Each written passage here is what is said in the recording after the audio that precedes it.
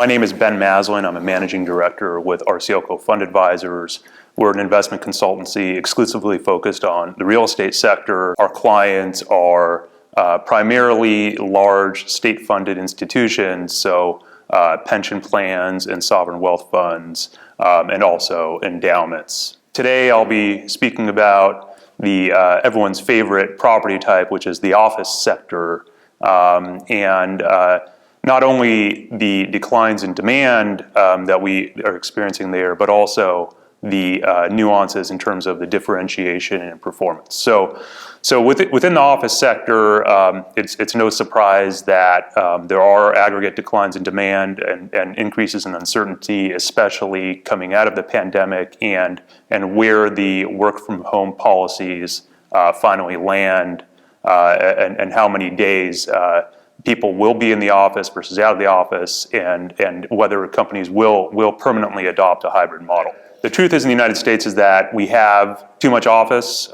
Most of the office in the United States was developed during the 1980s due to tax incentives. Therefore, there's a lot of office that is essentially obsolete compared to where demand is today by tenants. And with the declines in demand, what we've been experiencing, of course, is declines in rent growth and increases in vacancy rates, and as a result, as well as rising interest rates, a decline in values. If you peel back the onion a bit, you can see that there are differences in performance. And if you look at newer office properties, so properties built since 2010 and especially since 2015, they actually are performing well, in that you are experiencing positive rent growth, and they're relatively well occupied. Before the Fed started to raise interest rates, there was liquidity as well for those types of properties. And the reason is that most of the stock, as I alluded to earlier, is more than 30 years old. This is actually newer product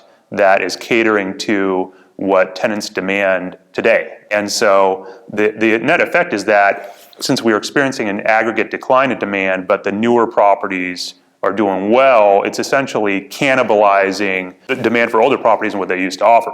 So we see this as both a risk and an opportunity. The risk, of course, is the macro view associated with office, that there is simply too much supply and declines in demand. And the opportunity is that there's really a lack of new supply that caters to what tenants actually want to experience, that there's not enough newer office that services what tenant needs are today.